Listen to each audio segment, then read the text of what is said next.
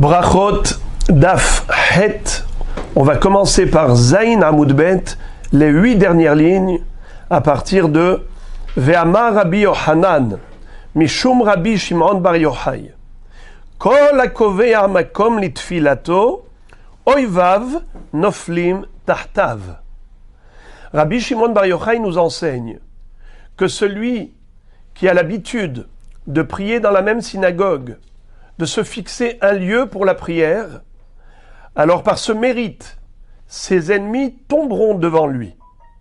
Sheneemar, Vesamti makom le'ammi Israël, uneta'ativ. Akadosh Baruch Hu promet de fixer un lieu qui est le Beth Amikdash, qui est le centre des prières du peuple juif. Vous savez que toutes les tfilotes du monde passent par le Beth Amikdash. Lorsqu'on prie, toujours, vers où on se tourne? Si on est en Chutz La'aretz, vers Eretz Israël.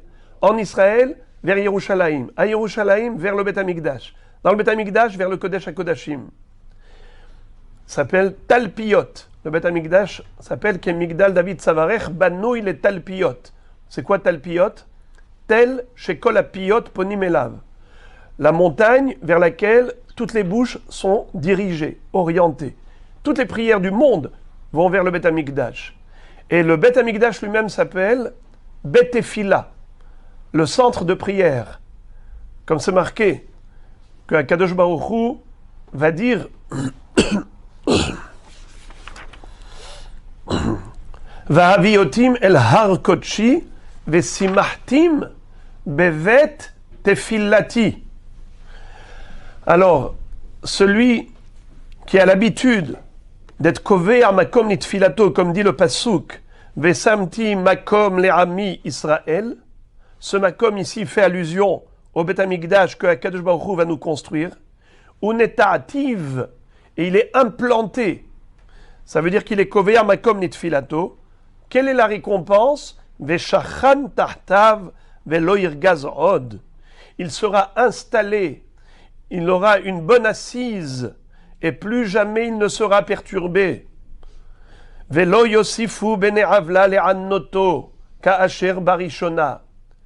Et les gens malfaisants ne lui feront plus de mal, ne le feront plus souffrir à ce peuple comme autrefois. Tout cela donc, c'est grâce à être kover makom litfilato. Oivav noflim tartav. Ses ennemis tomberont devant lui, il ne sera plus perturbé par eux. Entre parenthèses, la Gemara pose une contradiction entre le Nusach, la version de ce passouk qui est cité dans Shmuel, dans le prophète Shmuel, et le même passouk est répété dans Divrei Hayamim, le livre des chroniques, avec un mot de différent. Ici, il est écrit Velo yosifu bene avla le'annoto. Les gens malfaisants ne lui feront plus de mal et vont plus le faire souffrir comme autrefois. Mais par contre, dans Sefer Divrei Hayamim, il est écrit Velo yosifu bene avla lechaloto. Ils ne vont pas le décimer, l'exterminer. C'est différent. Ça veut dire, ils ne vont plus l'exterminer, mais ils vont le faire souffrir. Tandis que dans le pasuk Shmuel, il est écrit, ils ne vont plus le persécuter, donc il n'y aura aucune souffrance. Comment la Gemara répond à cette contradiction? Bithila le'annoto ulbasof lechaloto.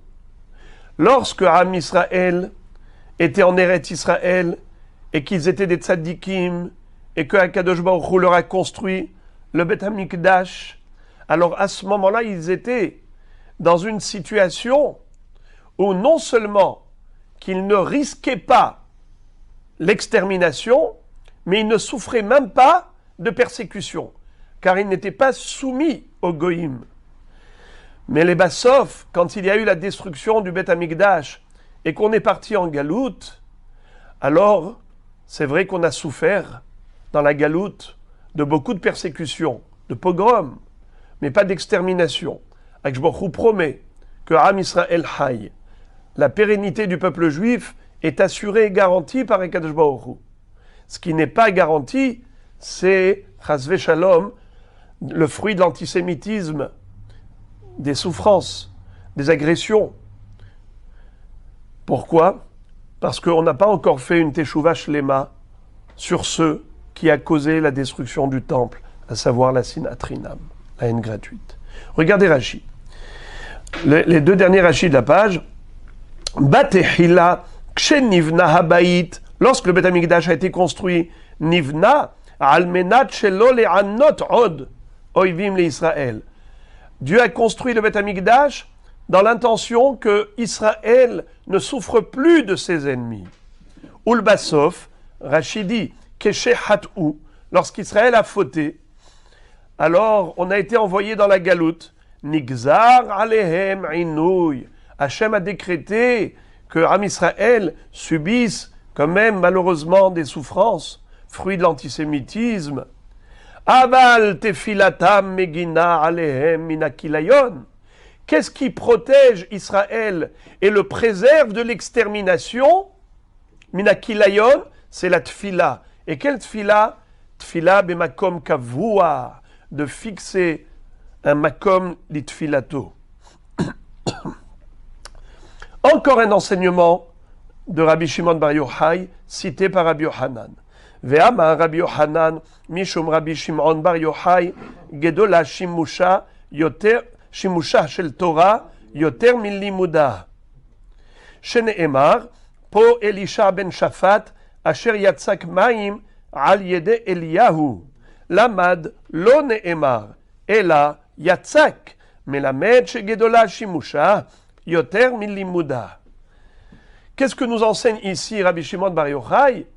C'est que servir son maître, l'assister, lui tenir compagnie pour veiller à son bien-être, c'est encore plus important que d'étudier la Torah chez lui. Parce que lorsqu'on étudie chez le maître, c'est toutes sortes de théories. Il nous cite toutes sortes d'opinions. On étudie des halachot qui ne sont pas forcément les ma'aseh. Tandis que lorsqu'on vit avec lui, on voit halacha les ma'aseh. On voit exactement comment un juif doit se comporter. On peut écrire un Shulchan Aruch de ce qu'on a vu chez son maître. Pour ça que, lorsqu'on a dit au roi Yehoshaphat, qui cherchait un prophète, on lui a dit oui, il y en a un. Il s'appelle Elisha. Et qui était-il? C'était l'élève de Eliyahu Navi. On aurait dû dire Po Elisha, Asher Lamad Torah, Etzel Eliyahu Navi. C'est pas ce qu'on a dit. On a dit Po Elisha ben Shafat, Asher Yatzak Maim al Yede Eliyahu, qui a versé de l'eau sur les mains de Eliyahu Navi, c'est-à-dire qu'il était son shamash. Il a servi, il lui a même lavé les mains. Ce shimouch est plus important que le limoud. Gadol shimusha shel Torah, yoter mi limuda. Et maintenant, la Gemara nous raconte quelque chose qui est en rapport avec la Tefila Betzibour. Ce sera d'ailleurs le sujet de la suite. Amar le Rabbi Yitzhak le Rav Nachman. Maïtama lo atemar lebe kenishta le tsalouye. Rabbi Yitzhak demande à Rav Nachman, pourquoi vous ne venez pas vous ne venez pas faire la Tefila Betzibour avec nous à la synagogue? Amar le lo yachilna. Je ne peux pas. Je suis trop fatigué. Comme ça dit Rashi à la fin de la page. Lo yachilna tashkohi. Amarle. Alors il lui a dit, si vous n'avez pas la force de vous déplacer, les kanfe les mar, asara, velitzle, on peut réunir 10 personnes qui viennent prier avec vous chez vous à la maison. Pourquoi vous n'allez pas réunir 10 personnes? Amarle teri hali milta. Il lui a dit, pour moi d'aller chercher 10 personnes pour chaque tfila, c'est beaucoup de dérangement. Je suis trop fatigué. Alors la Gemara, alors il lui a posé la question, il lui a dit, Velimale mar lishloha de tzibura, be'idna de metzale tzibura, lite velodae lemar. Il lui a dit, tu sais, même si tu fais la tefila, beyahid, chez toi à la maison, quand tu es seul, mais tu peux apporter une valeur rajoutée à ta tefila. Tu sais comment? C'est que tu pries au moment du tzibour. Alors demande au shaliach tzibour que il s'apprête à commencer la tfila, qu'il t'envoie un shaliach pour te dire, voilà, on va commencer la tefila betzibour à la synagogue, et toi, au même moment, tu vas commencer la tefila à la maison. Comme ça, tu feras une prière parallèle au tzibour. C'est un grand srout, car par le zéchout de la tefila du tzibour à la synagogue, même la tefila du yahid à la maison, qui se fait parallèlement, aura le srout de monter au devant d'Hachem. Le tzibour, il ouvre la porte du ciel, et même la tefila du yahid, elle monte en même temps. Vous savez pourquoi il lui a dit ça? Parce qu'à l'époque, il n'y avait pas de montre. Aujourd'hui, c'est facile. Tu dis la tefila de shacharit à 7h30, eh bien tout le monde sait que la tefila c'est à 7h30. Mais à l'époque, il n'y avait pas de montre. Alors il lui dit, le shaliach tzibour viendra t'informer. Pourquoi tu ne fais pas ça? Amarle maïkoulehai. Il lui a dit, mais pourquoi tu accordes autant d'importance à ce sujet-là de tefila betzibour? Pas seulement tefila betzibour, mais maintenant tu me dis tefila im hatzibour. Au moment où le tzibour il fait la tefila, que je prie en même temps. Est-ce que tu crois que c'est important?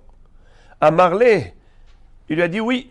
De Amar Rabbi Yochanan Mishum Rabbi Shimon Bar Yochai, Maï dirtiv va'ani tefilati lecha Hashem et ratson. Qu'est-ce que ça veut dire? David Ameler disait à Hashem, et moi, la prière que je t'adresse à toi Hashem, je le fais au moment de et ratson, dans un zman qui est propice à la tfila, un moment où Akadosh Baruch Hu agrée les prières. Quel est ce moment d'agrément? Et matai et ratson? Réponse, Besha'a she'at tzibur mitpalelin. Au moment où le tzibur fait la tfila à la synagogue, c'est un et ratson bashamaim. Dans le ciel, Akadosh Baruch Hu, il accueille les tfilot, et même le yahid qui prie juste à ce moment-là, il en profite par le mérite du tzibour. Rabbi Yossi Barbi Hanina Amar Mehacha. Rabbi Yossi Barbi Hanina dit que on peut déduire que la tfila, au moment du tzibour, c'est et ratson d'un autre pasuk. Ko Amar Hashem be'et ratson aniticha. Ça veut dire que il existe un et ratson. C'est quoi le et ratson où Dieu te répond aniticha? C'est au moment où le tzibour prie. Rabbi Acha Barbi Hanina Amar Mehacha. Rabbi Acha Barbi Hanina cite un troisième pasuk, lequel Hen El Kabir Loim As. Akadosh Baruch Hu ne répugne pas de la tefila du Kabir du Tzibour. Comme ça dit Rashi, Kabir Loim As, Tefilat Arabim Loim As. Akadosh Baruch Hu ne rejette pas la tefila du Tzibour. De ce fait, c'est le moment opportun pour prier en même temps. Un quatrième pasouk pour démontrer une fois de plus qu'il est bon de prier parallèlement au Tzibour si on n'a pas la possibilité de venir soi-même prier à la synagogue avec le Tzibour. Amar Mehacha. Pardon. Rabbi Acha Barbi Hanina Amar Mehacha. Hen El Kabir Loim As. Et encore un pasouk. Urtiv Pada Beshalom Nafshi Mikerov Li Ki Berabim Hayu Imadi. Qu'est-ce que ça veut dire? David Ameler disait Akadosh Baruch Hu a racheté mon âme au moment de guerre pour m'accorder la paix. Pada Beshalom Nafshi. Pada, c'est Pidion. C'est une délivrance. Quand on rachète quelqu'un, par exemple, qui était captif, pris en otage, eh bien, il est délivré. C'est un Pidion. Pada Nafshi Beshalom. Baruch Hu m'a donné le shalom alors que j'étais poursuivi par des ennemis. Mikerovli, qui ne puisse pas s'approcher de moi. Et grâce à quoi? Grâce à quoi? Ki berabim hayu imadi. Parce que j'ai prié au moment où le rabbim priait, au moment où le tzibour adressait à Kadosh Baruch Hu sa prière. Berabbim hayo imadi. Qui était avec moi? Le mérite de la prière du rabbim du tzibour.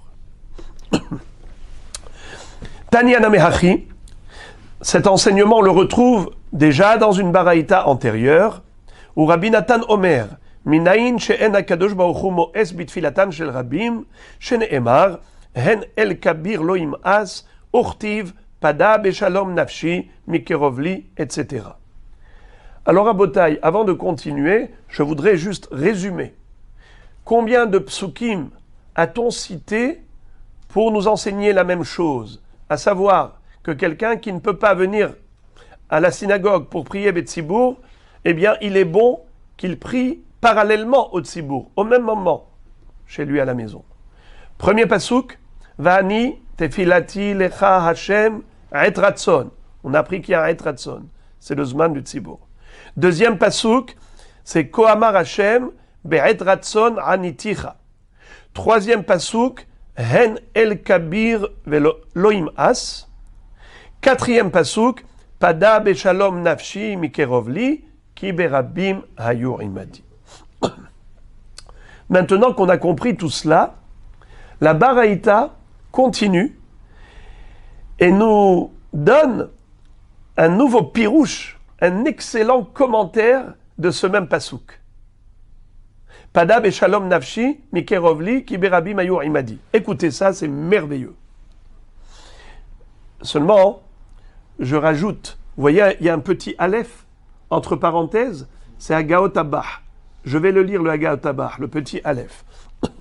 Maï pada beshalom nafshi. Qu'est-ce que veut dire que Akadosh Baruch Hu a racheté mon âme beshalom? Amar Akadosh Baruch Hu, kol haosek batorah, ubigmilut hasadim, umitpallel imat tzibur, ma'ale ani alav, ki ilu peda'ani li, ulbanai mi ben umot haolam. Alors permettez-moi d'allonger un peu la parole pour expliquer ce brillant enseignement. Akadosh Baruch Hu, lorsqu'il a envoyé les Bnei Israël en galoute, eh bien, il a dit, mes enfants, je ne vais pas les laisser seuls. Je vais avec eux. Imo anochi betzara. Akadosh Baruch Hu, lui aussi a dit, la Shechina sera en galoute avec Am Israël. Shrinta begaluta.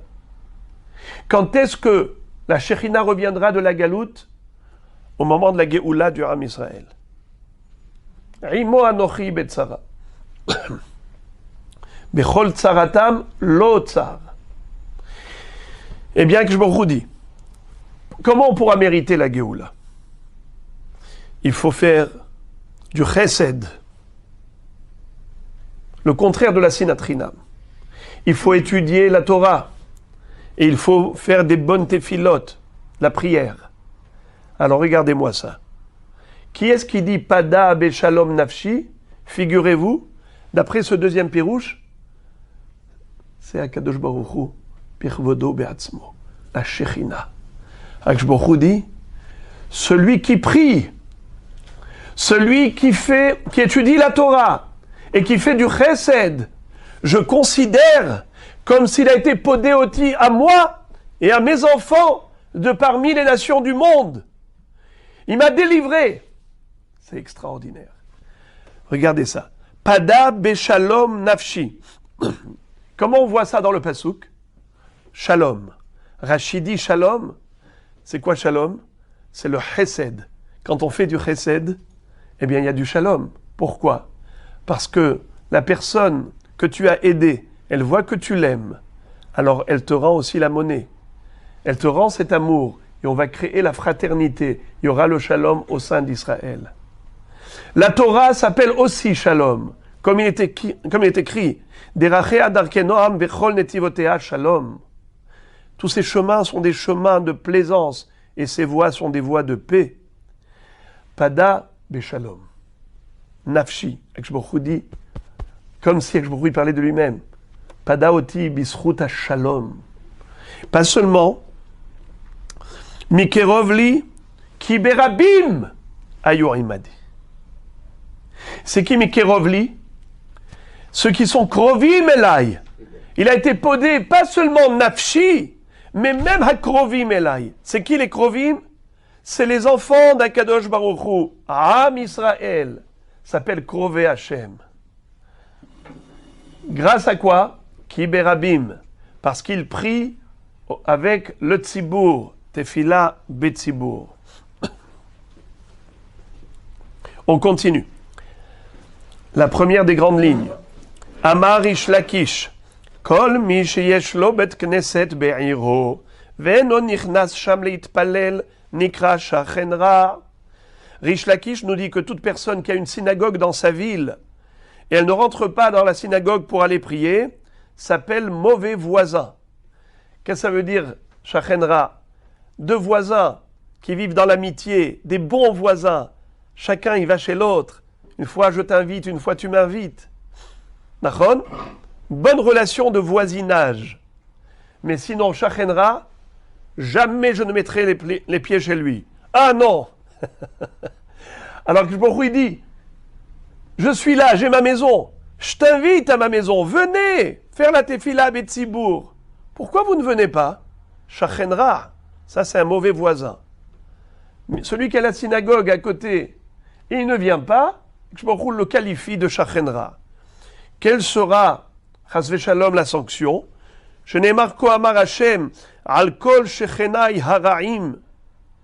Mes mauvais voisins, anog'im banahala asher inhalti et ami et Israël, selon le sens simple de ce pasouk, en fait, ce pasouk qui parlait des goïms qui essayaient d'empêcher les Juifs de s'installer en Eretz Israël et de faire du mal à Eretz Israël. Et Akadosh Baruch Hu dit, ces mauvais voisins, Akadosh Baruch Hu va les sanctionner. Mais d'après ce commentaire, ça fait allusion à qui? Aux Juifs qui habitent autour d'une synagogue et qui ne viennent pas à la synagogue. Ve'lo ela shegorem galut lo ulbanav.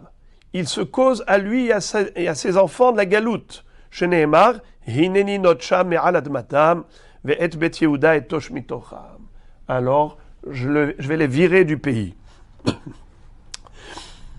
Amrou les Rabbi Yochanan. Toujours pour nous montrer l'importance de la synagogue, la Gemara nous dit qu'un jour, on a raconté à Rabbi Yochanan qui habitait Eretz Israël, on lui a dit, tu sais, on revient là de voyage, on était en Babylonie, et on a vu des personnes âgées. Ika, Savé, Bebavel, il y a des gens qui ont un âge très avancé. Tama, il était très étonné, il était choqué. Amar, les maran yirbu yemechem vime benechem ala adama, ktiv, aval bechutza la haaretz, lo. Il a dit, comment se fait-il qu'il existe des vieillards en dehors d'Israël, dans la diaspora? Pourtant, le Passouk nous dit que la longévité est accordée aux gens qui habitent en Eretz Israël. Comme dit le Passouk dans Kriyat Shema, les maran yirbu yemechem vime benechem al haadama, asher nishba Hashem lavotechem. C'est-à-dire que la vieillesse existe en Israël, pas ailleurs. Alors comment ça se fait qu'il y a des Juifs dans la diaspora qui vivent longtemps? Kevan de amroule, mekadme o mehashre lebekenishta, amar, haïnu de ahnelehu. Lorsqu'on lui a dit que ces Juifs dans la diaspora viennent très tôt le matin à la synagogue et restent très tard le soir, eh bien il a dit, c'est ça, c'est cela qui leur a valu ce mérite, parce que celui qui se trouve à la synagogue et au Beth Midrash, c'est comme s'il est en Eretz Israël. Et on le sait d'ailleurs, nous dit la Gemara dans Masechet Megillah, que le jour viendra au moment de la Géoula, et toutes les synagogues et les centres d'études, les Beth Midrash de Chutz La'aretz, seront greffés sur Eretz Israël. C'est ça qui leur a valu ce zechut. Kede Amar Rabbi Yoshua ben Levi libne, comme disait Rabbi Yoshua ben Levi à ses enfants, Kadimu vehashichu, levez-vous tôt le matin pour aller à la synagogue, vehashichu très tard le soir, vehailu lebekenishta, qui est de torechu haye, et restez là-bas à la synagogue afin que vous méritiez une longue vie. Amar Rabbi Ahabar Bihanina, Maikra, De quel pasouk on le déduit? Du pasouk suivant. Ashrei Adam, heureuse est la personne. Shomei Ali, qui m'écoute. Lishkod al daltota yom yom, qui vient et qui s'empresse de venir frapper à ma porte, à la porte de la synagogue, à la porte du Beth Midrash. Lishmor mezuzot petahai, et qui guette les poteaux de mes entrées. C'est-à-dire, il attend impatiemment que le shamash arrive pour ouvrir la synagogue, parce que lui il s'empresse, il court vers la synagogue. Uktiv batre, le passouk qui est écrit juste après, Ki motz'i matzahaim, car celui qui me trouve a trouvé la vie. Akadosh Baruch Hu dit, celui qui vient dans ma maison, eh bien en fait, il s'est branché sur la source de vie. Amar Afrizda, le'olam ikanes Adam, shene petachim bebet hakneset. Rafrizda nous enseigne quelque chose d'étrange. Et il dit un homme qui rentre à la synagogue, il doit traverser 2 petachim, 2 entrées. La Gemara s'étonne et elle dit Shene petachim salkadatar, quoi vraiment? Toute synagogue, elle doit avoir 2 portes, et si elle n'a qu'une seule porte, alors c'est comme ça qu'elle est la synagogue. Comment tu veux qu'il traverse Shene petachim? Et là, ima shi'ur shene petachim. C'est au sens figuré. Il ne s'agit pas de 2 entrées, mais il faut rentrer à l'intérieur de la synagogue en profondeur d'une mesure qui correspond à 2 entrées. Vous savez qu'une entrée a 4 tfahim de large. Un tefah, c'est 10 cm. 4 tfahim, c'est 40 cm. Si par exemple, on a une entrée qui est étroite, elle fait moins de 40 cm de large, pas besoin de mezouza. Ça ne s'appelle pas un pétah. Donc, quel est le minimum de la largeur d'une entrée? 40 cm, 4 fahim. Donc, la largeur de 2 entrées, 40 et 40, ça fait combien? 80 cm. Alors, la Gemara nous dit comme ça. Lorsqu'on rentre à la synagogue, il faut rentrer mamash à l'intérieur. Il ne faut pas rester devant la porte. Parce que si tu vas prier devant la porte, tu donnes l'impression que tu as envie de t'enfuir, de te sauver, que la tfila c'est un lourd fardeau et que tu cherches à te soulager, à t'en décharger. C'est pour cela que tu dois montrer au contraire. Je rentre à l'intérieur de la synagogue.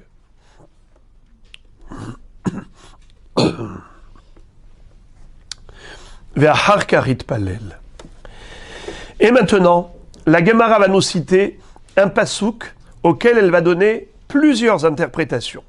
Ce pasouk dit Al zot itpallel kol hasid elecha le'et metzo.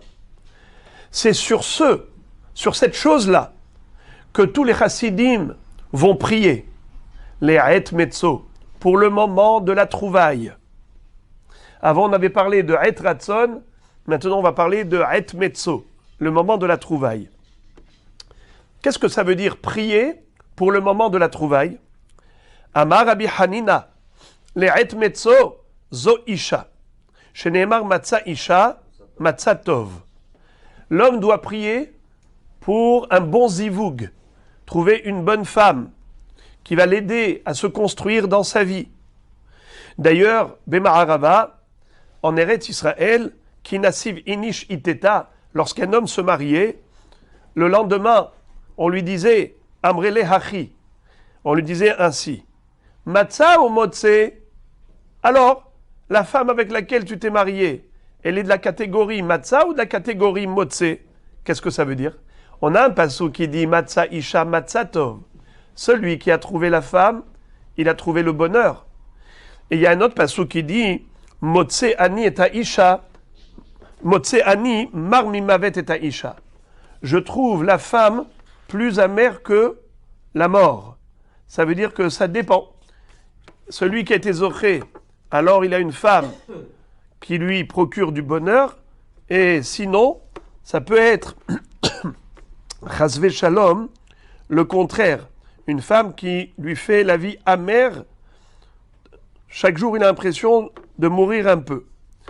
Alors, on dit comme ça, que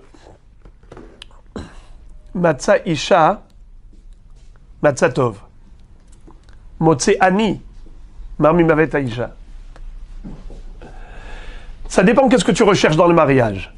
Si tu recherches ton égoïsme, c'est-à-dire ton intérêt personnel, et tu ne penses pas à l'autre, l'autre c'est juste un moyen de te procurer du plaisir, juste un moyen de te servir, mais en fait toi, tu ne vas pas gâter cette personne, alors elle peut se transformer en ennemi. Mais si au contraire, Matzah Isha, ce que tu as trouvé c'est la femme, en réalité tu t'es marié pour faire du bien à l'autre, pour lui apporter le maximum de bonheur, eh bien là, Matzah Tov, tu vas voir qu'il va y avoir un retour, une réciprocité extraordinaire. Motse Ani ou Matzah Isha. Qu'est-ce que tu veux trouver dans le mariage? Motse Ani, eh bien Marmi Mavet. Si c'est Matzah Isha, Matzah Tov.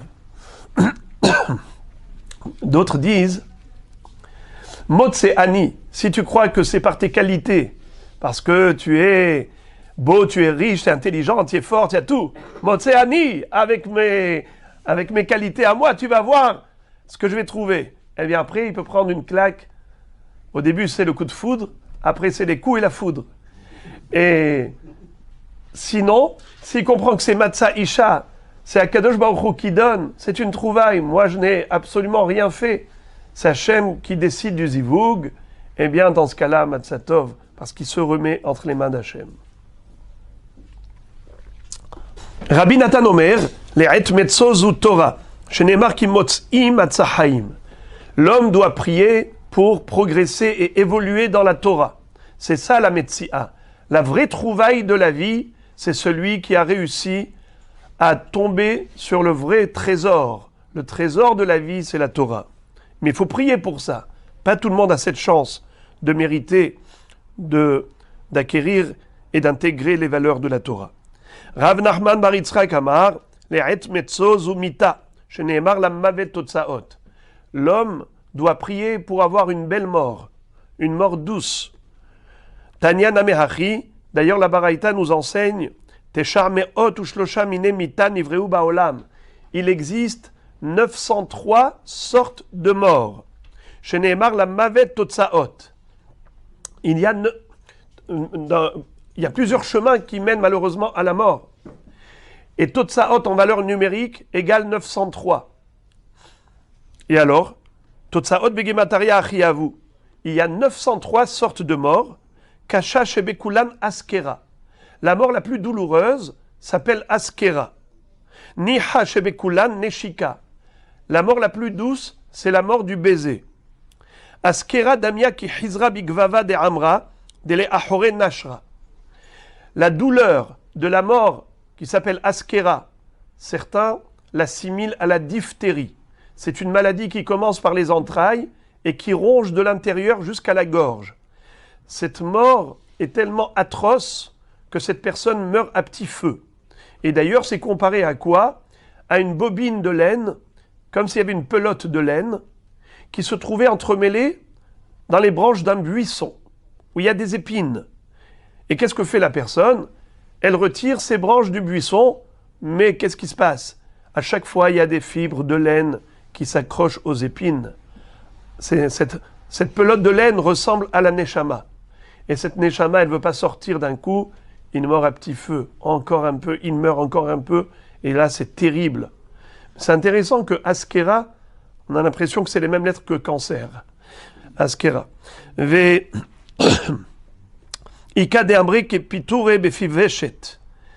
D'autres disent, pour illustrer la difficulté de cette mort, qui est tellement douloureuse, c'est comme quelqu'un qui essaye de faire sortir, de faire passer le nœud d'une corde par le trou qui est petit. Et tu tires, et tu tires, et tu tires. Tu vas user la corde.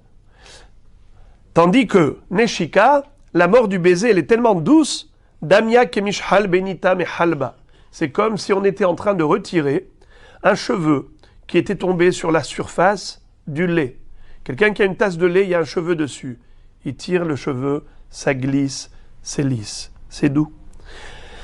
Rabbi Yochanan amar le'et metzoz ukevura. Rabbi Yochanan dit que quand il faut prier pas seulement pour avoir une mort douce, mais aussi mériter une belle sépulture. Il y a des gens qui malheureusement n'ont pas mérité d'être enterrés. Il y en a qui ont été incinérés, d'autres noyés, d'autres malheureusement le corps éclaté. Avoir une kevoura digne, même ça c'est un zéchout. Amar Rabbi Hanina Maikra, Asemechim Elegil Yassisu, Kim Tseu Kaver. Amar Rabba Barav Shila Inu Damrin, Shelib'e Inijrahame, Afilu Adzibula Batraita Shelama. Un homme, il doit prier que même son enterrement, son inhumation, se déroule dans les meilleures conditions jusqu'à la dernière pelletée. Quand la Hevra Kadisha ramasse la terre avec la pelle et qui recouvre la tombe, eh bien, que tout se déroule convenablement jusqu'à la dernière pelletée. Marzoutra Amar Le'et Metzo Zebet Akise. Marzoutra a dit que il faut prier Le'et Metzo. C'est quoi ce moment de trouvaille? Eh bien, figurez-vous, Zebet Akise, des toilettes. À l'époque, les toilettes n'existaient pas à la maison. Les gens devaient sortir dehors pour aller dans des endroits excentrés, dans des champs, dans des lieux isolés, pour aller se soulager. Ce n'était pas du tout évident. Les gens mangeaient, buvaient, et c'était très très difficile à chaque fois de sortir dans les intempéries, la nuit, dans des endroits où ils n'étaient pas à l'aise. En plus, c'était pas du tout évident. Il fallait prier pour avoir la chance d'habiter pas loin d'un Beth Akissé. Figurez-vous, nous dit la Gemara, que cette demande, ce souhait, est plus important que tous les précédents. Regardez-moi ça. Amre b'ma'arava, hademar zutra, adifa mikulhu. Parce qu'en effet, ça c'est toute la vie. Plusieurs fois par jour, la personne a besoin des toilettes. Eh bien, ça, c'était une vraie bracha en quelque sorte. Combien on doit s'estimer heureux, nous, de nos jours, où grâce à Dieu, chacun a chez lui à la maison une douche, des toilettes, il a tout ce qu'il faut, un robinet, tu peux ouvrir, tu peux te laver quand tu veux. Regardez là-bas, ils n'avaient même pas la possibilité de tirer la chasse. La saleté est restée sur place, c'était terrible. Regardez aujourd'hui dans quelle mesure d'hygiène on peut vivre. Merci à Kadosh Baruch Hu. Amar le Rava le Rafram bar Papa. Rava dit à Rafram bar Papa. Limalan mar mehane mile ma'aliyata de amrat misheme de Rav Hizda bemile de bekenishta. Est-ce que vous pouvez nous rapporter des enseignements de Rav Hizda concernant la synagogue? Amar le Achi Amar Rav Hizda. Voilà ce que j'ai pu entendre de Rav Hizda. Maï dirtiv ohev Hashem sha'aret Tzion mikol mishkenot Yaakov. Que veut dire le pasouk? Que Akadosh Baruch Hu, il aime les portes de Tzion plus que les résidences de Yaakov. Quelle est la signification de ce verset étrange? Réponse: Ohev Hashem she'arim ametsuyanim ba'halacha yoter mibate knesiot ou mibate midrashot. Qu'est-ce que ça veut dire? Il y a deux pirushim. Soit que Akadosh Baruch Hu, il préfère le kollel au Beth Midrash ou à la synagogue. Pourquoi? Parce que là-bas on étudie toute la journée. Ici, Beth Midrash, on étudie 1 heure par-ci, 1 heure par-là. Deuxième explication, c'est que Akadosh Baruch Hu préfère l'étude de la halacha plutôt que l'étude théorique qui ne conduit pas à la halacha pratique. Lorsqu'on étudie la Gemara, il faut aller jusqu'au bout. On a traité de différents sujets, il faut toujours essayer de retenir, mais quelle est la halacha dans ce cas? On a traité des sujets. Il faut arriver à la halakha maaseh. Et Akadosh Baruch Hu va jusqu'à même dire, regardez ça, Hainu damar Rabbi bar Ami mishme de'ula, miyom shehara bet hamikdash, en lo le'akadosh Baruch Hu be'olamo, el arba amot shel halakha bilvad. Depuis la destruction du temple, qu'est-ce que Akadosh Baruch Hu a comme satisfaction dans ce monde où il n'y a plus de résidence divine? Eh bien, il a les 4 coudées où on étudie la halakha. Qu'est-ce qu'il y avait dans le Beth Amikdash? Il y avait le Sanhedrin. C'était le tribunal de grande instance qui siégeait dans le Beth Amikdash. C'est pour ça qu'on dit Ki mitzion tetze Torah ou Dvar Hashem mirushalayim. C'est de Tzion que sortait la Torah. Là-bas, on avait le Bet Din, le grand Sanhedrin. Aujourd'hui, on a des Talmidei Chachamim qui étudient la halakha. Ces 4 coudées où se trouve le Talmid Chacham assis en train d'étudier la halakha, C'est ça le petit Beth Amikdash que Dieu retrouve ici et là dans ce monde, depuis la destruction du temple. Ve'amar Abaye, à tel point que c'est important, ce lieu est kadosh, là où on étudie, jusqu'à ce que Abaye carrément a arrêté d'aller à la synagogue, il priait là où il étudiait. Ve'amar Abaye meri shavagaritz na begobeta ou metzalena bebekenishta. J'étudiais à la maison et j'allais prier à la synagogue. Kevan deshaman aleha. Une fois que j'ai entendu cet enseignement, De'amar Rabbi Chia bar Ami mishme de'ula, miyom shehara bet hamikdash en lo l'Akadosh Baruch Hu be'olamo el arba amot shel halacha bilvad, que Akadosh Baruch Hu il n'a dans ce monde que ces 4 coudées d'études de la halacha, lo hava metzalena el haecha de garisna. Désormais, je ne priais que là où j'étudiais, car ce lieu, il est encore plus kadosh. La kedusha du Beth Midrash est supérieure à la kedusha de la synagogue du Beth Knesset. Rabbi Ami et Rabbi Assi, afalgav de avu leut lesar bekenishta beteveria, lo metzalu ela bene amude echa de avu garse. Ces deux hachamim, Rabbi Ami et Rabbi Assi, bien qu'ils avaient 13 synagogues dans la ville de Tibériade, mais tout de même, ils n'allaient pas prier dans les synagogues, ils restaient prier entre les 2 colonnes où ils étudiaient. Voyez-vous, ici, il y a 2 colonnes. Ils étaient assis comme ça, entre les 2 colonnes, en train d'étudier toute la journée. Ils ont dit, c'est là où on va prier. C'est là où il y a encore plus de kedusha qu'à la synagogue. Ve'amar Rabbi Chia bar Ami mishme de'ula. Encore un enseignement du même auteur. Gadol anehene mi giro yoter mi yere shamayim. Plus grand est considéré celui qui profite du fruit de son labeur, des efforts de son investissement au niveau professionnel. C'est comme ça qu'on explique au début. Migiro, on parle de yegira professionnel. Yoter mi yere shamayim, plus que quelqu'un qui craint Dieu, mais qui est assisté par le tzibour. Pourquoi? Deilu gabe yere shamayim ktiv ashre ish yare et Hashem. Veilu gabe nehene mi yigiro ktiv yegia kapecha ki tochel ashrecha vetovlach ashrecha ba'olam hazeh vetovlach le'olam haba. Celui qui travaille pour se nourrir, pour sa subsistance, alors il ne profite pas de la Torah, il a automatiquement sa parnassa du côté de son travail. Tout ce qu'il fait comme spirituel, comme activité spirituelle, c'est entièrement un zechut pour là-haut. Ashrecha ba'olam hazeh, tu as la parnassa dans ce monde, et tu as la récompense de ta Torah pour l'autre monde.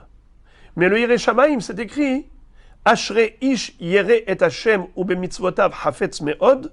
Il y a écrit que Ashre, mais il n'y a pas écrit Tovlach. Ashrecha ba'olam hazeh, il n'y a pas écrit Tovlach le'olam haba. Pourquoi? Parce que ce qu'il a reçu comme soutien financier dans ce monde, en quelque sorte, c'est au détriment de son olam haba. Ça, c'est une explication qui a choqué plus d'un. C'est pour ça qu'il y a des mefarshim, énormément de pirushim à cette Gemara. L'un des pirushim, c'est que Gadol anehene meyegiro, il ne s'agit pas de l'activité professionnelle. Il s'agit d'un travail spirituel. Seulement, il existe 2 sortes de serviteurs de Dieu. Celui qui sert Hachem par amour et celui qui ne le sert que par crainte. Celui qui sert Hachem par crainte, alors Ashrecha ba'olam hazeh. Il n'y a pas écrit Tovlach le'olam haba. Ashre ish yere et Hachem. Yere, ira. Mais quelqu'un qui est nehene mi giro, quelqu'un qui sert Hachem par amour, à tel point qu'il est nehene mi giro. C'est vrai qu'il se fatigue beaucoup pour les mitzvot. C'est vrai qu'il étudie quand il est épuisé. Il se casse les dents pour la avodat Hashem. Il fait énormément d'efforts. Cet homme-là, il peut dire ouf, je suis fatigué, j'en peux plus. Non!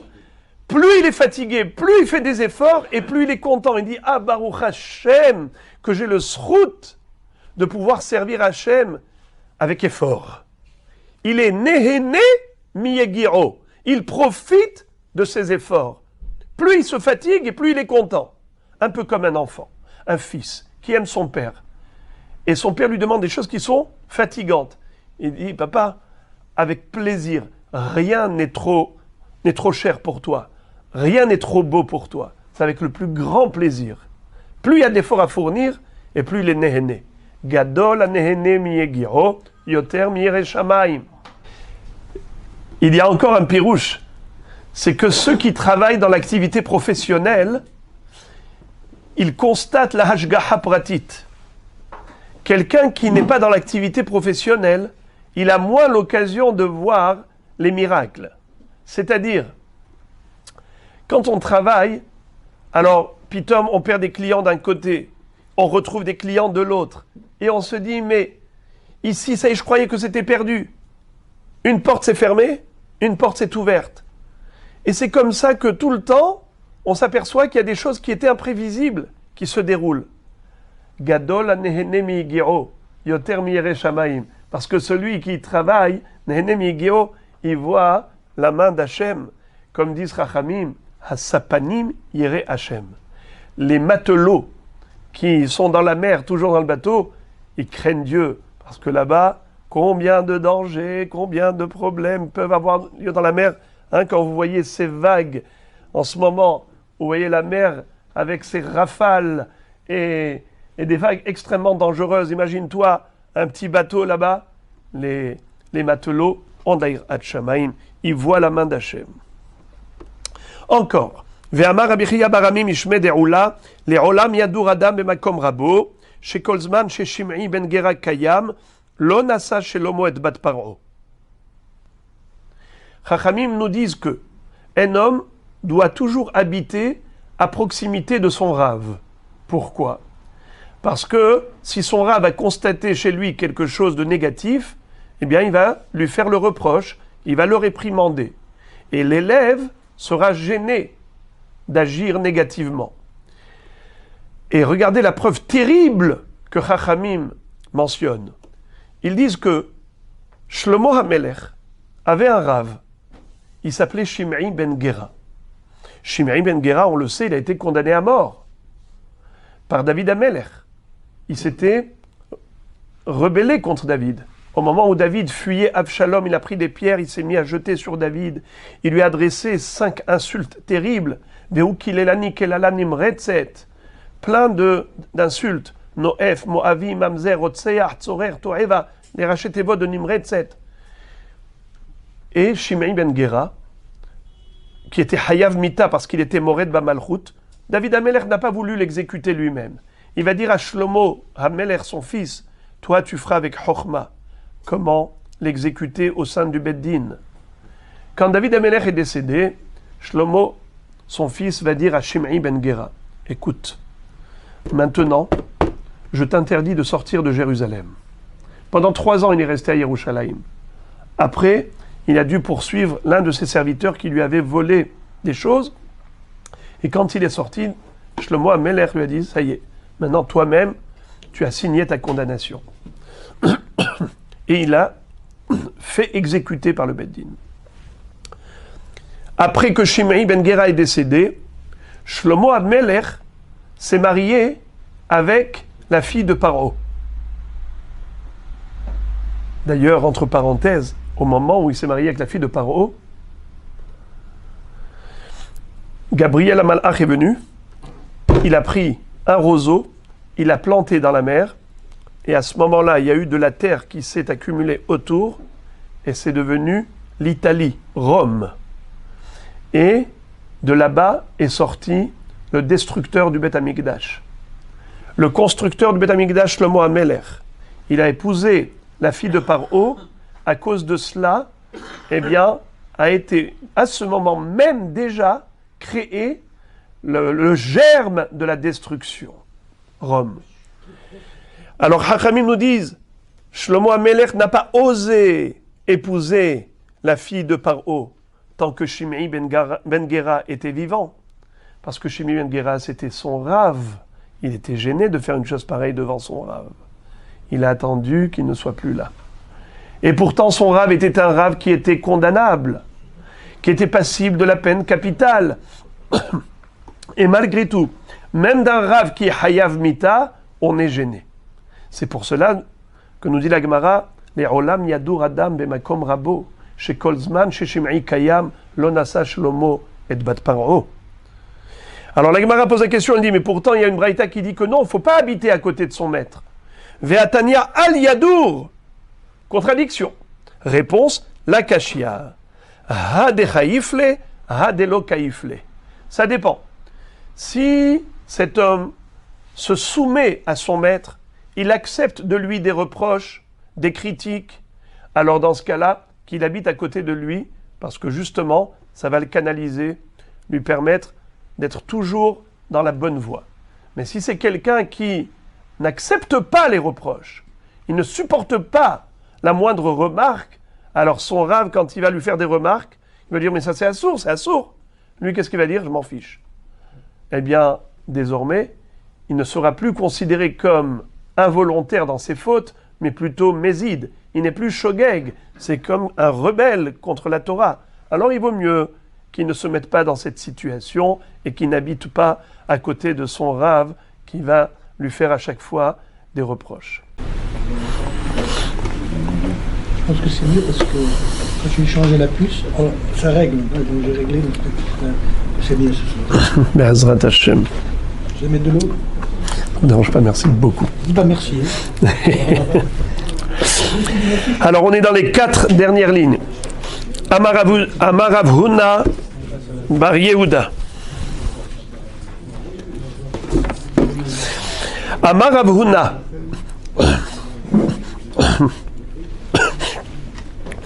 Vous êtes avec moi?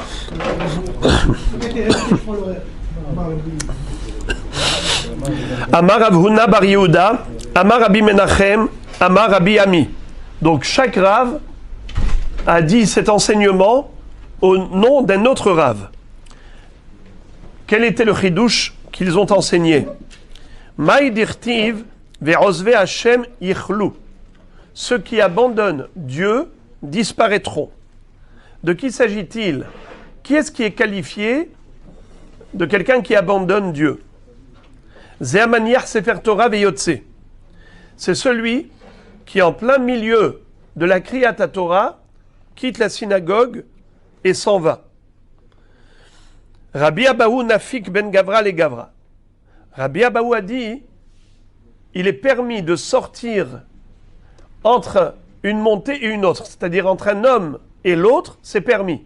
Pourquoi? Parce qu'à ce moment-là, on ferme le Sefer Torah. L'interdiction d'abandonner le Sefer Torah, c'est lorsqu'il est ouvert. Mais puisque, entre la bracha du premier olé et la bracha du prochain, en attendant, on ferme le Sefer Torah, alors il est permis de sortir. On n'est pas considéré comme quelqu'un qui abandonne Hachem. Ba et Rav Papa, ben Pesuka lipsuka mahu. Rav Papa se pose la question, est-ce qu'on a le droit de sortir entre un pasouk et l'autre? Qu'est-ce que ça veut dire? À l'époque, ils avaient l'habitude de lire le Targum. Ça veut dire qu'on lisait un pasouk, c'était le lecteur, il y avait une autre personne qui était à côté du Shaliach Tzibour et il lisait la traduction en araméen. Parce que c'était la langue parlée de l'époque. Donc le Targum en Kélos était compris. Donc c'était quelque chose de fabuleux. D'ailleurs même aujourd'hui, les Yéménites, les Thémanim, ils lisent le Targum. Alors la question se pose, est-ce qu'on peut considérer qu'étant donné que maintenant on lit que la traduction, on n'est pas en train de lire la Torah, donc il n'y a pas de Issour pour sortir? Ou bien on va dire non. Après tout, cette traduction, c'est la traduction du passou qu'on est en train de lire.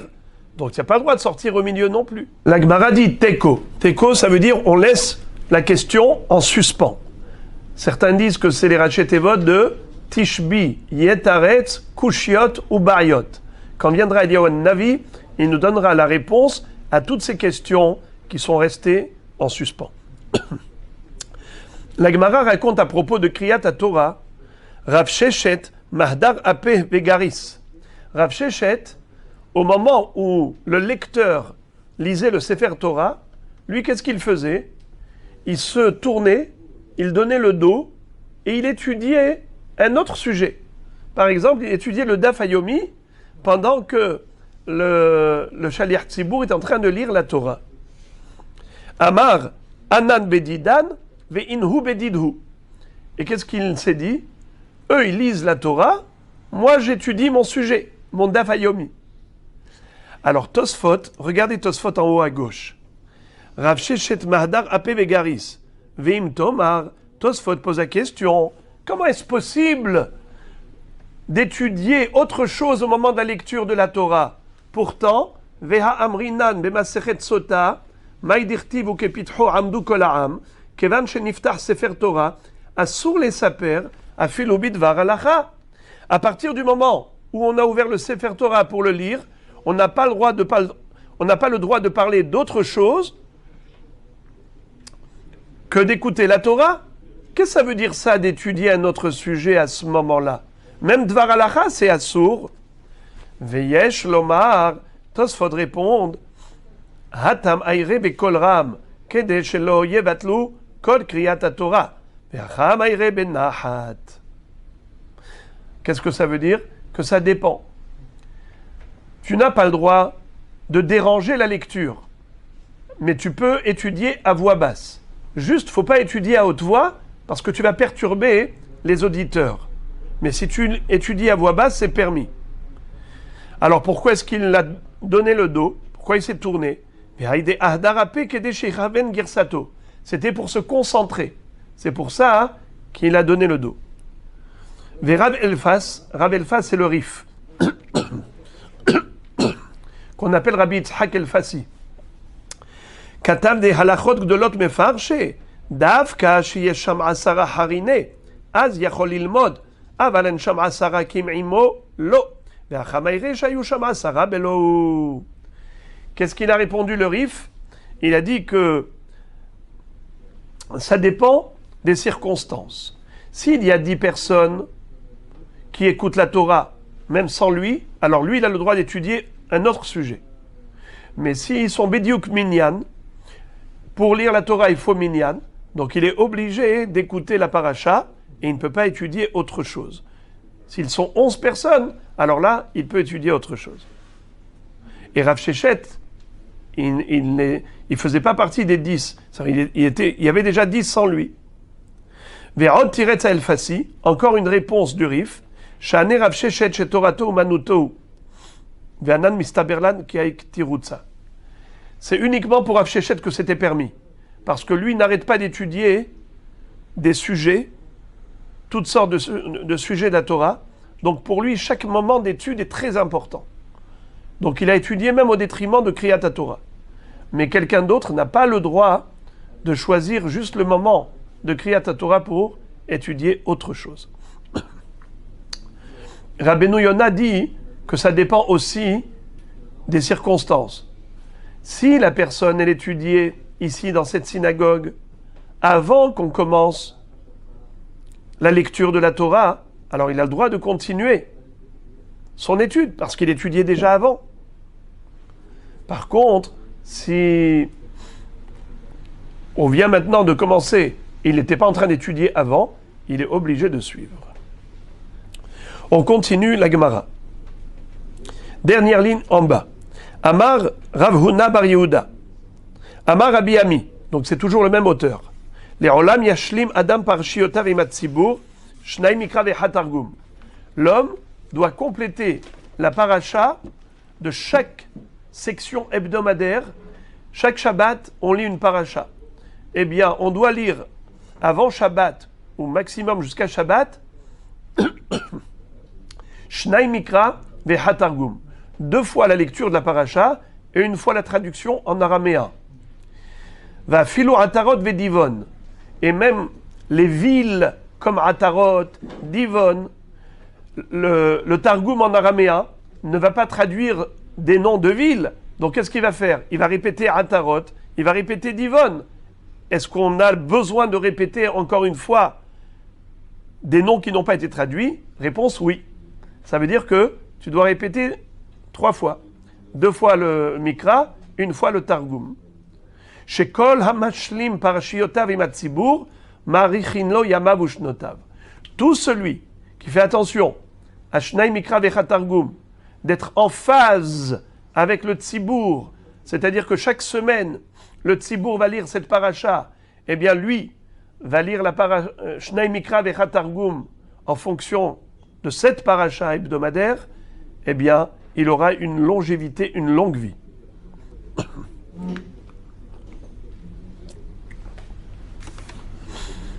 Rav Bibi Barabaye savar le ashlominhu le parshiata de kulashata b'ma'ale yoma de kipporé. Il y avait un Rav, s'est dit, moi qu'est-ce que j'ai besoin de prendre d'autres moments pour faire Shnai Mikra Vechat Targum. Je vais tout concentrer en un jour, lequel? Veille de Kippour. La veille de Kippour, je vais lire Shnai Mikra Vechat Targum de toute la Torah. Et comme ça me fera un srout inouï pour Kippour. J'arrive à Kippour riche de cette lecture. Eh bien, le Rav lui a dit non. Tanale Hiyabarav Medifti. Hiyabarav de la ville de Difté lui a dit pas du tout. C'est à sourd maintenant de faire ce que tu veux faire. Pourquoi? Parce que si tu vas lire toute la journée, tu ne pourras pas manger. Or aujourd'hui, veille de Kippour, il y a une très grande mitzvah de manger durant cette journée. Alors toi, au lieu de manger, tu vas aller étudier, tu vas lire. Faut pas. Et d'où on apprend, c'est une mitzvah de manger la veille de Kippour, d'un pasouk qui nous dit Ve'innitem et nafshotechem betish'a lachodesh ba'arev. En fait, ce qui est écrit dans la Gemara, je vous le dis oralement avant, et après quand on va lire, on va juste lire et traduire facilement. La Torah nous dit qu'il faut jeûner le 9 Tishri au soir. Mais la question se pose, ce n'est pas vrai. On ne jeûne pas le 9 Tishri, on jeûne le 10 Tishri. Seulement le 10 Tishri, ça commence depuis la veille, comme Shabbat, ça commence depuis vendredi soir. Alors tu dis, Ve'innitem et nafshotechem ba'asiri la chodesh. Pourquoi tu dis Betish'a la chodesh ba'arev, le 9 au soir? Réponse, c'est pour te dire que celui qui mange le 9, c'est comme s'il a jeûné le 9 et le 10. La Torah nous donne une récompense pour la consommation du 9 Tishri, comme si on avait jeûné le 9 Tishri. Quelle est la plus grande mitzvah? Celle qui est faite dans la facilité ou la difficulté? Dans la difficulté, évidemment. Qu'est-ce qui est plus facile, jeûner ou manger? Manger, c'est plus facile que jeûner. Eh bien, Akadosh Baruch Hu nous dit, la mitzvah de manger la veille de Kippour, elle sera considérée comme une mitzvah de jeûner. Comme s'il avait jeûné 2 jours consécutifs. Alors regardez comment il lui a dit. Tan alechia barav medifti ktiv ve'innitem et nafshotechem betish'a lachodesh ba'erev. Vous allez jeûner le 9 au soir. Vechi betish'a mitanin. Est-ce qu'on jeûne le 9? Ve'alo ba'asara mitanin. Mais c'est le 10 Tishri. Et là l'omarlach. C'est pour te dire. Kol ha'ochel ve'shote bateshi'i. Tout celui qui mange et qui boit le 9 Tishri. Ma'ale ala bakatour. Keilu mit'anet teshi'i va'asiri. C'est comme s'il avait jeûné le 9 et le 10. Savar le akdu minhu. Alors il a dit ok, d'accord, je ne vais pas lire Shnai Mikra Vechat Targum la veille de Kippour même, mais je vais le faire bien avant. C'est-à-dire qu'en un Shabbat, en une semaine ou en 2 semaines, je vais terminer toutes les parachiotes de l'année. Amarle Aousaba Tanina Ubilvat Shelo Yagdim et Shelo Ye'aher. Non, il ne faut ni avancer ni retarder, ni trop tôt faire Shnai Mikra Vechat Targum, ni trop tard. Avant l'heure, ce n'est pas l'heure. Après l'heure, ce n'est plus l'heure. L'heure, c'est l'heure. Il faut faire Shnai Mikra Vechat Targum en phase de la paracha hebdomadaire de chaque Shabbat. Kede Amar Lehu Rabbi Yoshua ben Levi libneh, comme Rabbi Yoshua ben Levi avait dit à ses enfants, Ashlimu parashiyotaychu imat tzibur Shnai Mikra Vechat Targum. Complétez votre paracha Shnai Mikra Vechat Targum avec le tzibur. Deuxième instruction qu'il a donnée à ses enfants, Veizaharu bavridin ke Rabbi Yehuda. Faites attention au moment où vous faites la shchita d'un coq, d'un poulet, de couper pas seulement la trachée ou l'œsophage, cané ou véchette, mais même les artères, les vridim. Pourquoi? Parce qu'au moment de la shrita, il faut évacuer aussi le sang qui se trouve dans les veines. Alors il faut couper ces deux artères qui se situent à droite et à gauche de la trachée et l'œsophage. Dites Nan Rabbi Yehuda Omer, Ad sheishhot et avridin. Rabbi Yehuda dit qu'il faut couper également les artères. Veizaru bezaken sheshach talmudo mehamat onso. Troisième instruction qu'il a donnée à ses enfants, c'est qu'il leur a dit ayez du respect pour un zaken, pour un hacham qui a oublié sa Torah malgré lui, dans un cas de force majeure. C'est-à-dire, soit, par exemple, il est tombé malade, et donc il est devenu amnésique, ou bien, par exemple, il était obligé d'aller travailler pour la Parnassa, et bien à cause de ça, il a oublié petit à petit son limoud. Il ne faut pas le mépriser. De amrinan, luchot veshivre luchot munachot ba'aron. La preuve, c'est que dans l'Arche Sainte, il n'y avait pas que les tables de la loi nouvelle, il y avait même les tables de la loi ancienne qui avaient été brisées. Même les luchot abérites qui étaient brisées se retrouvaient avec les tables qui étaient entières dans l'Arche Sainte. Ça veut dire que Akadosh Baruch Hu a de la considération, même pour les tables brisées, même pour un zaken chez Shachar Talmud. Encore un Rav qui donnait des instructions à ses enfants. Amar Leu Rava Libne, Kshatem Chotrim Bassar, Al Tartechu Al Gavayad. Lorsque vous coupez de la viande, il ne faut surtout pas la couper sur votre main. Premièrement, vous risquez de vous blesser. Ika de Amre Mishum Sakana, Veika de Amre Mishum Kilkul Seuda. Et d'autres disent que même si il ne risque pas de se blesser de manière dangereuse, mais même s'il coule un peu de sang, c'est écœurant, c'est dégoûtant pour la Seuda.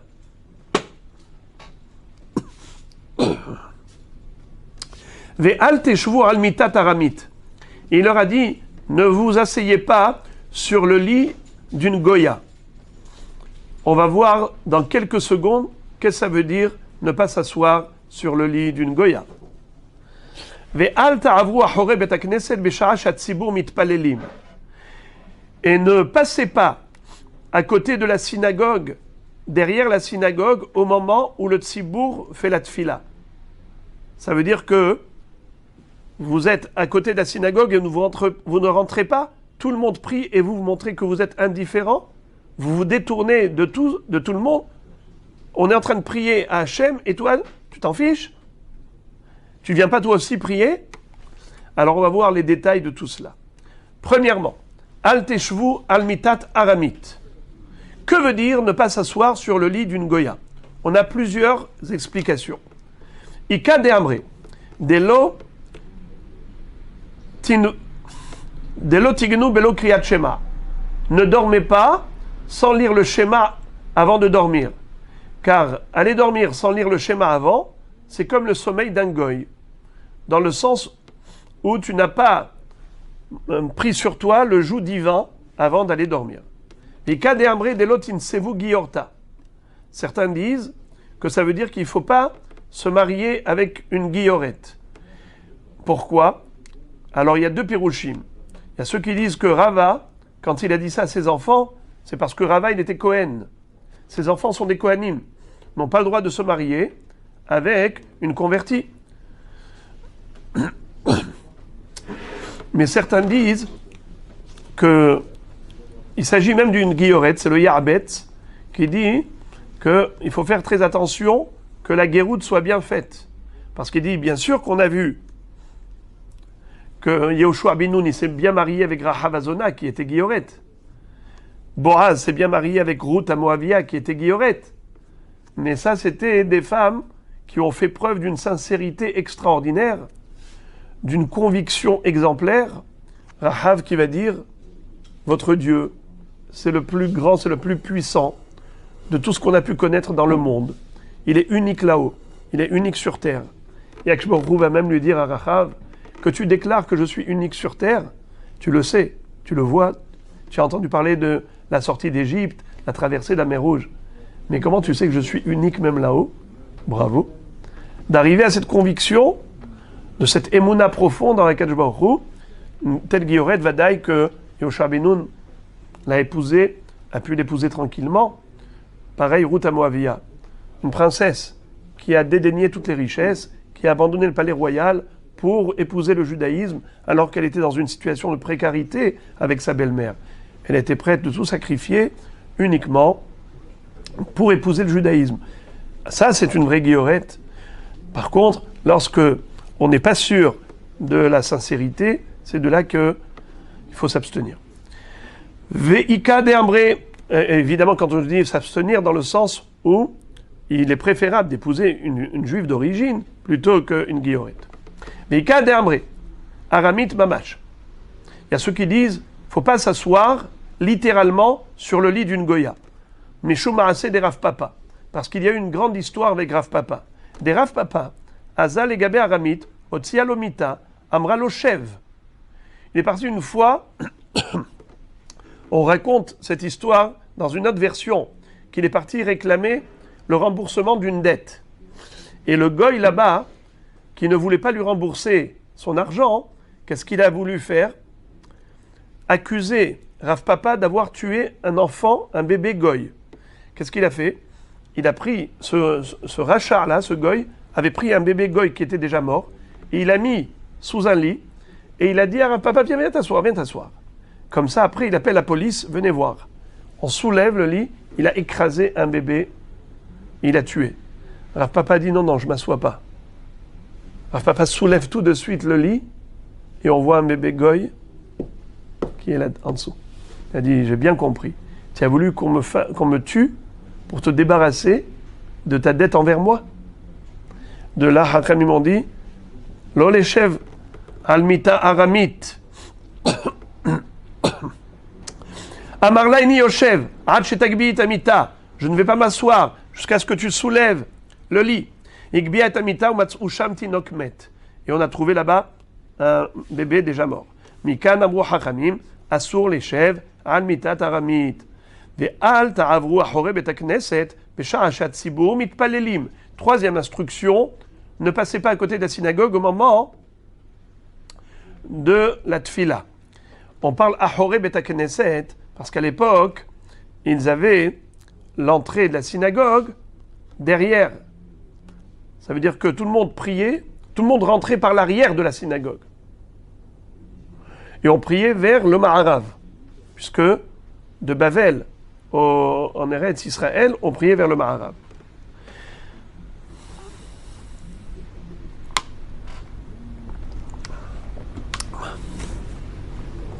Écoutez maintenant les précisions que donne la Gemara à ce propos. Amar Abaye, lo amara nela de kapitha harina, avali kapitha harina, litlanba. Qu'est-ce que ça veut dire? Rabbi Yoshua ben Levi nous a enseigné qu'il était interdit de passer à côté de la porte de la synagogue au moment où les gens prient.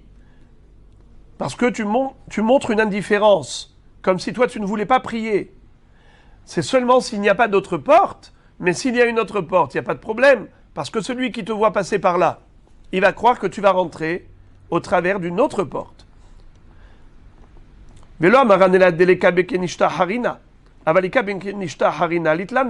Même s'il n'y avait qu'une seule porte, ce n'est pas problématique si tu passes à côté de la synagogue sans rentrer, parce que les gens vont croire que tu vas aller prier ailleurs.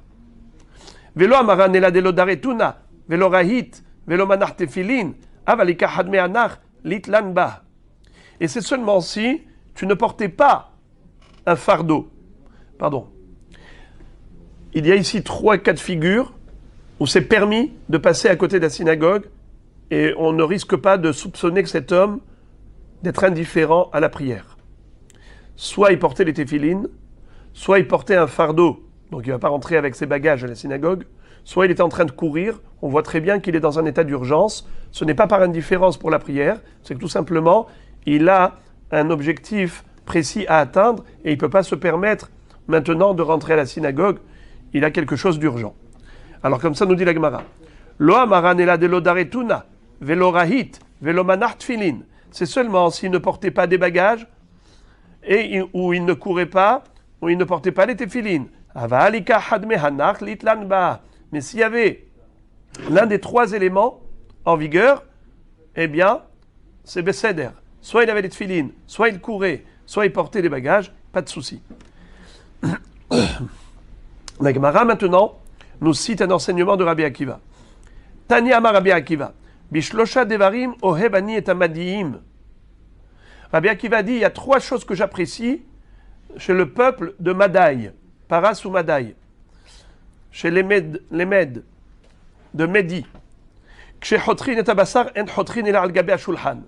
Lorsqu'ils tranchent la viande, ils ne la coupent pas sur leurs mains, ils la coupent sur la table ou sur une planche à viande. Quand ils embrassent pour saluer, ils n'embrassent que la main par politesse et ils n'embrassent pas les joues pour ne pas remplir la joue de salive et de bactéries et de microbes. C'est Rashi qui dit ça, hein? Je n'ai pas inventé. Je vous lis Rashi. Al-Gabayad et Yad Havero ou Noshek vederech hashivut uze mipene harok. Également, ksheyoratzin en yoratzin et la basade. Quand ils veulent se concerter pour se dire des secrets, eh bien, ils sortent de la maison pour aller dans les champs, pour parler loi d'auditeur. Comme nous dit Rashi, comme dit le proverbe, Oznaim la kotel. Les murs ont des oreilles. Donc si on veut parler des choses secrètes, même si tu crois que tu es tout seul ici, il y a peut-être quelqu'un derrière le mur, il a tout entendu. Amar Avada bar Ahava Maikra, Vaishlach Yaakov Vaikra le Rachel ou le Léa, Hasade el Tsono. On retrouve une allusion à cela dans la Torah. C'est lorsque Yaakov Avinu avait voulu dévoiler son plan de fuite à ses épouses, il appelait Rachel et Léa, il les a invités à le rejoindre dans le Sadé, dans le champ. Et c'est là qu'il va leur dire, écoutez-moi bien, demain, on plie bagage et on part d'ici. Et donc, il ne leur a pas dévoilé ce plan là-bas dans la tente. Il s'est dit, il peut y avoir des oreilles qui se promènent par là, les enfants de Lavan ou autres. Tanya, Amar Rabban Gamliel, Bishlosha Devarim Oevani et Aparsim. Rabban Gamliel a dit, il y a 3 choses que j'apprécie chez les Perses. Hem tsnu'im ba'achilatan, ils sont pudiques dans leur achila, c'est-à-dire, ça veut dire quoi? Qu'ils sont discrets dans leur repas. Alors il y a plusieurs façons d'expliquer. Soit qu'ils ne mangent pas à l'extérieur pour ne pas donner envie et ne pas susciter la boulimie chez des gens qui peuvent être affamés. Ça veut dire que toi tu es en train de manger des steaks et des frites et avec des odeurs extraordinaires, le bonhomme qui passe par là il est affamé et il devient boulimique, tu le fais souffrir. Ou bien que la manière de manger, il y a une façon polie de manger. On peut manger sauvagement et on peut manger délicatement. Alors, tsnu'im ba'achilata. Tsnu'im bebetakise, c'est que aux toilettes, ils étaient pudiques.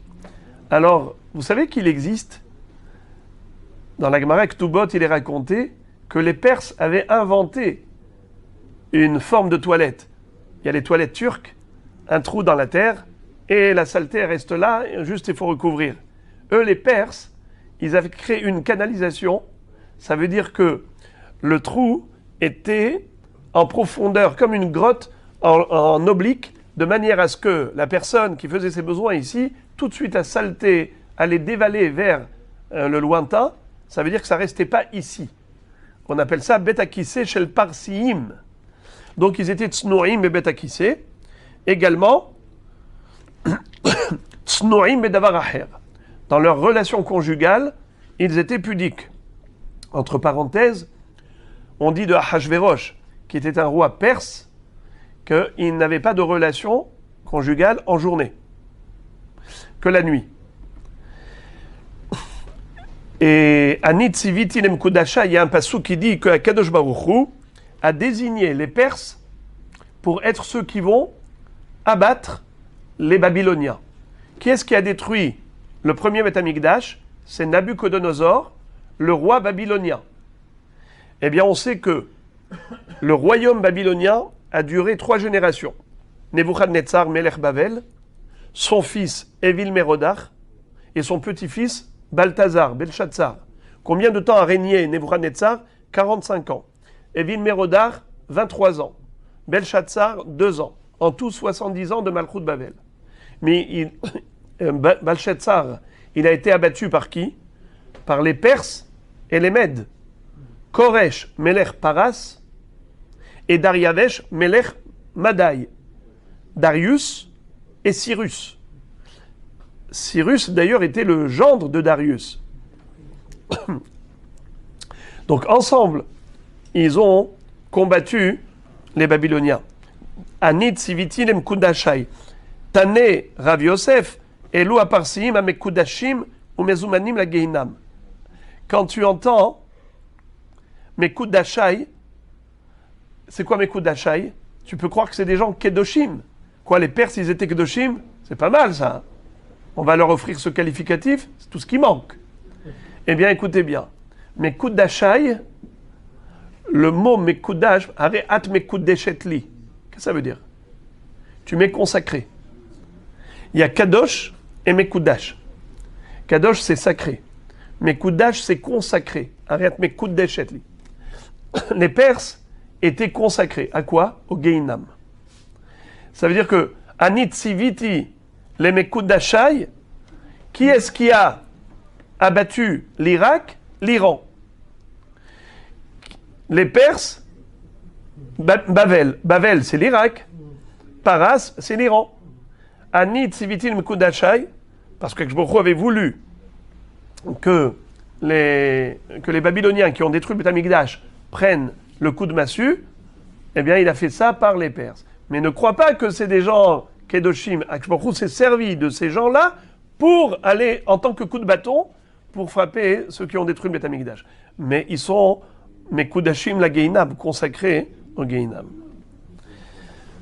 Voilà Moraï Verabotaï pour ce soir.